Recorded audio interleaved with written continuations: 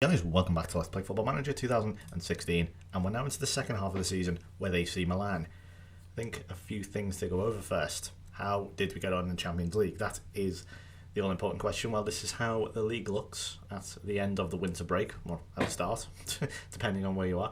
We are clear of Juventus, who are in second by 6 points. I mean, that could easily change after a couple of games, so don't put your bets on just yet. I'd hold off a little while longer.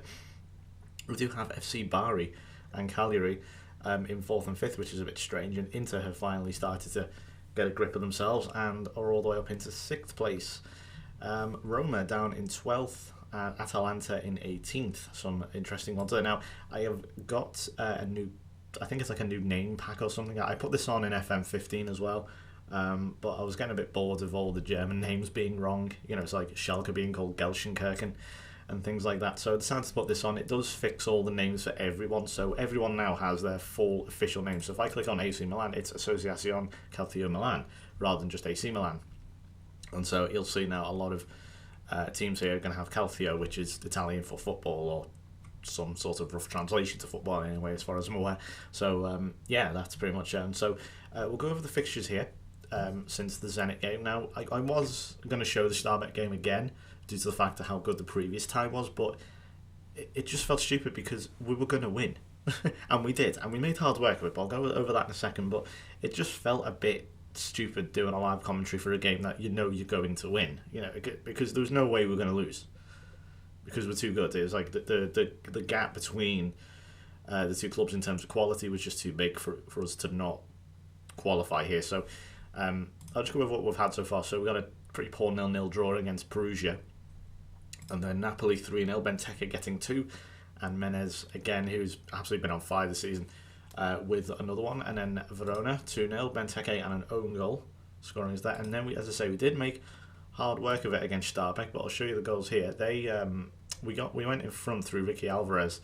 Unfortunately, the wonderful Kiefer Moore, English player playing in where was Starbek, in Norway, I think, yeah. He scored 8 minutes after Alvarez scored, and then Ramos scored what would be the win. I'll show you this here. So it's weird because you have players like Alvarez, and I'm playing a few other kids here like Freeman and Massa, some players you may have seen before. It's probably the goalkeeper should be doing a little bit better there, but it's bizarre because you have, you know, players like that who aren't necessarily particularly great in the league, but they absolutely flourish here in games like this. They're really good. Not quite sure on the defending there, though. I did play a fairly rotated team, as I say. A few kids were playing. But this goal actually came from one of their free kicks, so we got them on the counter. Something which we're very good at, apparently. See Alvarez just dominating the game again, and in fairness, a nice, very nice finish from Ramos there. So that was enough to take us through, but as you can see, they had a lot of chances. If you look on the left-hand side there, they had a lot. We then played Cagliari, got a 1-0 win, Menez scoring again. And then, unfortunately, the Italian Cup, we're out of the first round, so we won't be retaining that this year. This was, oh god, how do I put this? It just wasn't our day. It was like, we could have played for like 10 days and it still wouldn't have, we wouldn't have scored. I was just looking at it going, yeah, we didn't get FM'd or anything. I mean, it'd be unfair for me to say that Palermo didn't deserve to win here, but yeah, here's Trajkovski's winner here. It just, we just didn't turn up, not at the races here. Immensely frustrating. Diego Lopez in goal, decided to play him. He's not going to be playing too many more times. Obviously, Donnarumma is now firmly the number one. And then lastly, Vicenza, I think is how you say that. With Benteke getting 2 goals there to wrap up the first half of the season. So we've been drawn against Galatasaray, which is probably the best tie we could have asked for, to be honest with you, in the Champions League here. We've got a run now. We're going to play Fiorentina in a moment. It's going to be away to restart the season. So you don't have to worry about the Italian Cup, which the board aren't interested in. Anyway, so if we look in a club here, or where's it gone? Sorry, that should be competitions. As you can see, Italian Cup, not important, so...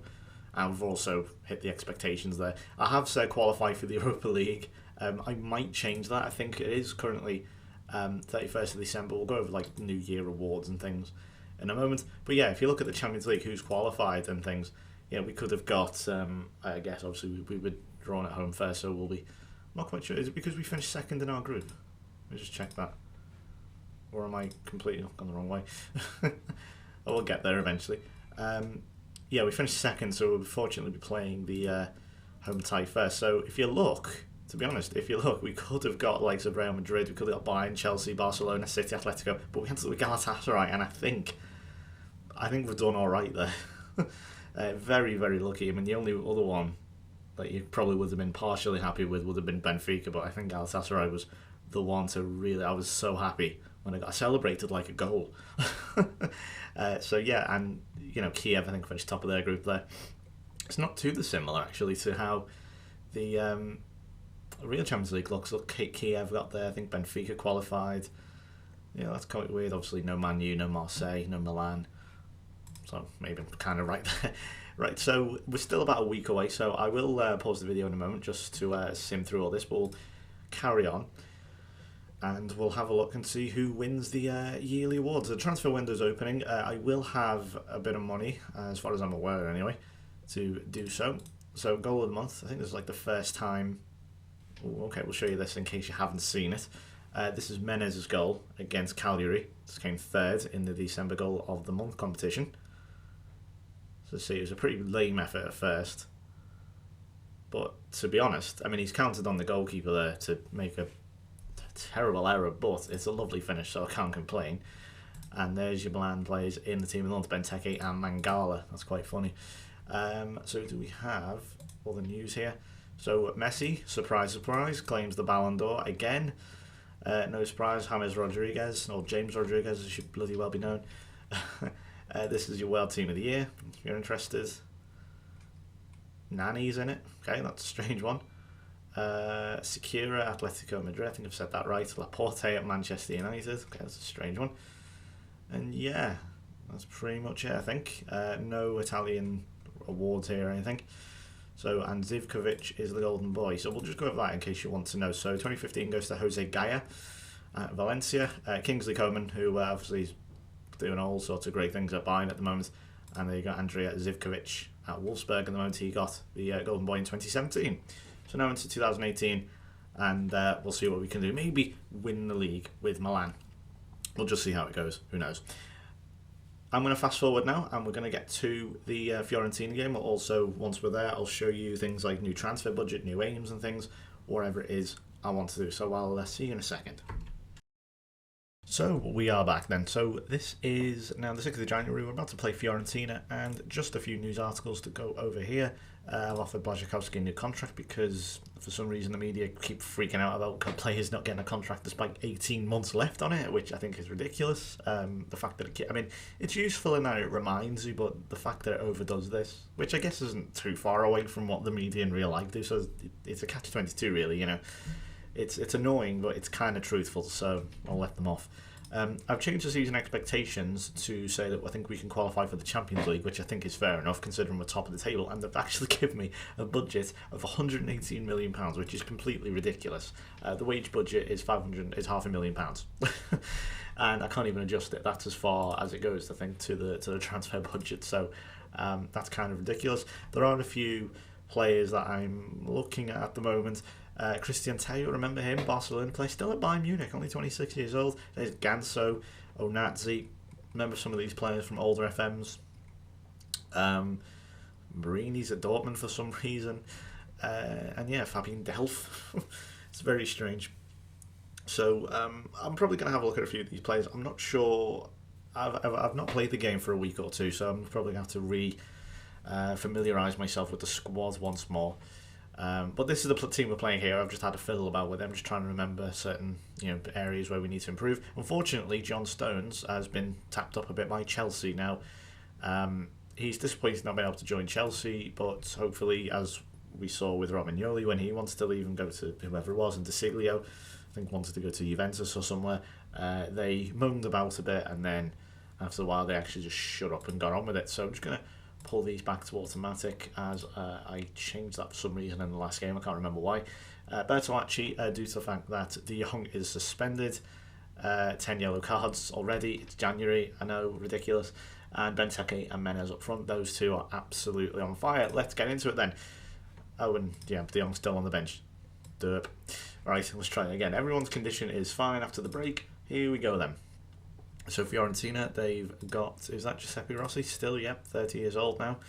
Davide Astori, of course, who used to, on FM13, was it? Yeah, FM13. I think he became a great manager, and when I say great, I mean one of the greatest of all time, which is kind of weird, but that's FM for you. It's got to predict them. I don't envy them in that regard. But yeah, it's always some random player just becomes like one of the best. I remember there was a guy. I don't know if for those who still watched or still watching from the FM13 days, I don't know if you remember Joe Thornton. He came, I think he managed like Manchester United and all sorts of mad teams. And then he was Real Madrid's manager for the best part of about 20 years. He was just this guy who played like conference football. He was nothing special. And then he got a job, I think, at like, I don't know, Charlton or somewhere. Did really well with them.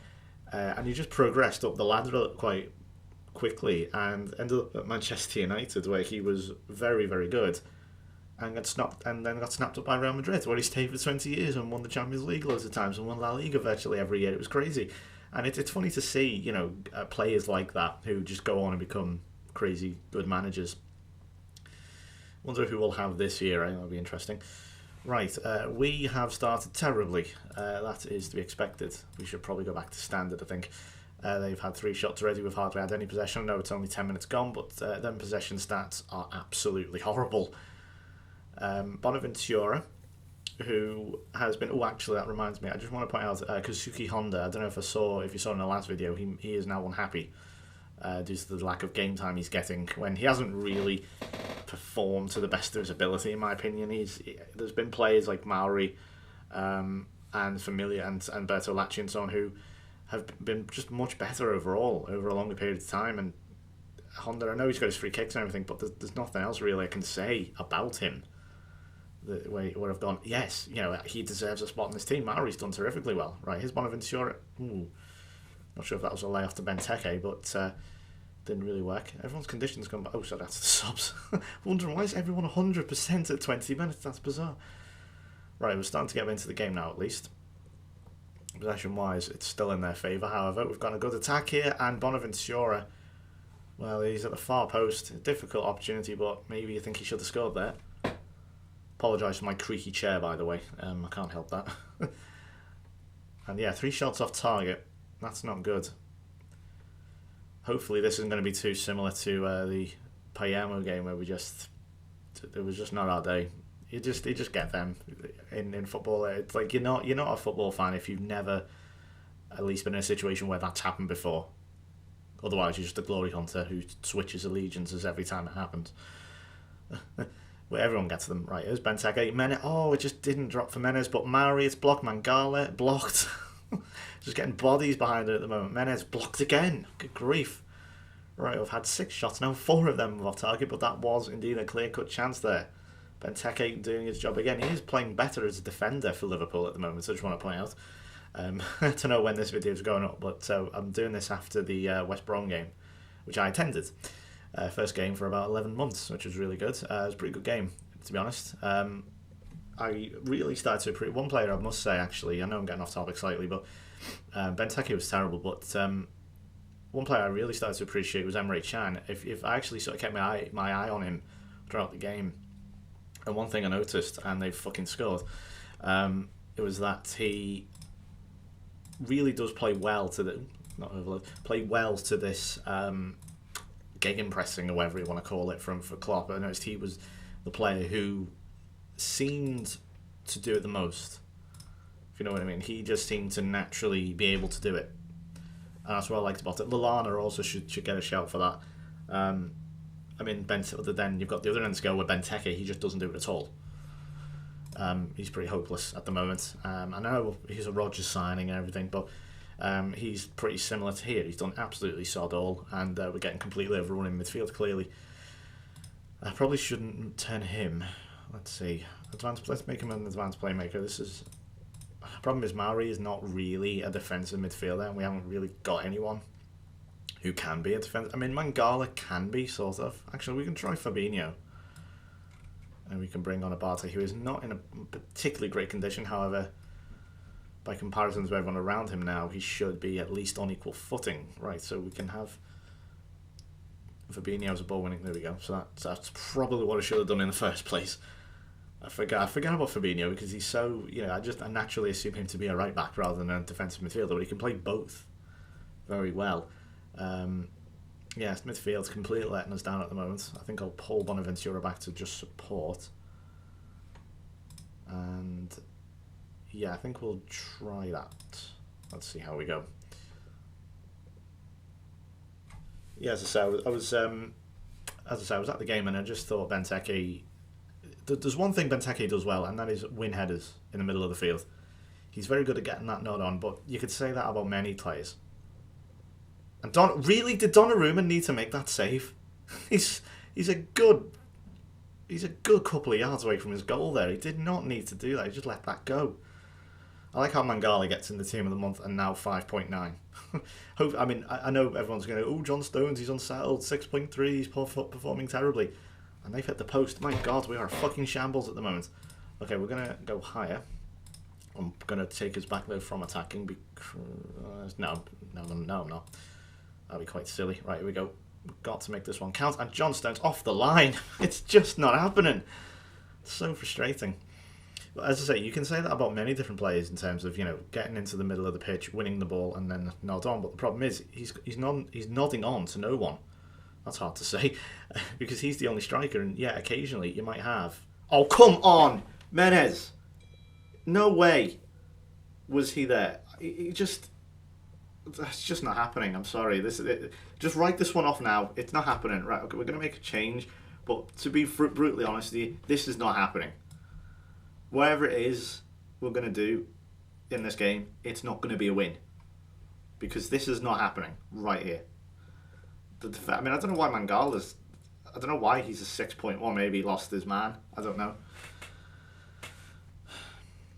And it's just the highlights are just dried up as well. Look at this. Just going straight through. Yeah, we don't care about you. Just going to play through. They're nervous as shit. That's no good. Okay, we're going to bring on Carlos Bacca for Benteke. He plays a complete forward. I think we'll put Menez to a poacher. Problem is, I can only go more attacking by going overload, which is the last resort. But we have to kind of go for it now. I think I've been guilty, and I think a lot of people are guilty for putting overload in too late, because a lot of people think, it's overload, it's the last ditch final attempt, so they put it in sort of the 88th minute. That's still too late. I think that's why a lot of people get frustrated. Oh, chance for Menez, it's gone in. Jesus Christ. Dramatic equaliser. Well, there's a lot of luck involved there. When you say it's not going your way, oh well, that was a massive slice of luck. Jeremy Menez, that's his 15th goal of the season. And I think we might just run away here with our tails between our legs at 1-1, snatching a point. It's funny I referenced that West Brom game. We get the late equaliser and it feels like a win. This is exactly the same feeling. It's like if you don't enjoy that, if you don't enjoy late equaliser, and it at least a little bit feel like at least a morale boosting win, sort of similar feeling. I mean, then you're not a football fan. You're just boring. You don't know what you're talking about. Such a stupid question. That's such a shitty answer selection there. Right, so for a game that really was poor, I think it was a poor performance, but also at the same time, not a lot of luck went our way until right at the end when all of it went our way. Not bad, I guess. I mean, Fiorentina are pretty dangerous on this. And where are they, in fact, in the league? They are 8th in the league, not the worst in the world. But that's only our 8th goal conceded this season. So, as you can see, Menez and Benteke, 11 and 10 goals. Menez now moves level with Ada, who for some reason is absolutely incredible with Udinese. I have no idea where that's come from. But he is apparently the best striker in the league. I don't know what that says about the quality of Serie A, but there you go. So we're going to move on now to... I'm going to play Roma next. That's going to be an interesting one. Let's see, schedule. Who are we going to be playing? I think this game possibly against Cesena or Genoa could be quite good. Yeah, there's not a massively great. It's not great, is it? There's the Atalanta, which I did not know was actually a derby for Milan or some sort of rivalry game. Just check Milan here. Does it say why? There's no they're not fierce rivals, but they, for some reason, it reminds me there is a derby. Unfortunately, my Italian football knowledge is not. It doesn't extend to that point, unfortunately, to know why Milan and Atalanta are rivals, or at least the game likes to think they are. So, yeah, that's going to do it for me. So, thank you very much for watching. I'll be back then tomorrow, or whenever this video goes out. If it's on a Friday, it'll probably be next week. And we'll see how we get on. So, we're now 7 points clear of Juventus. However, they can close the gap to 4 points if they do win their game. So, we'll see where we are in February/March when I return. So, thanks for watching. I'll see you next time. Goodbye.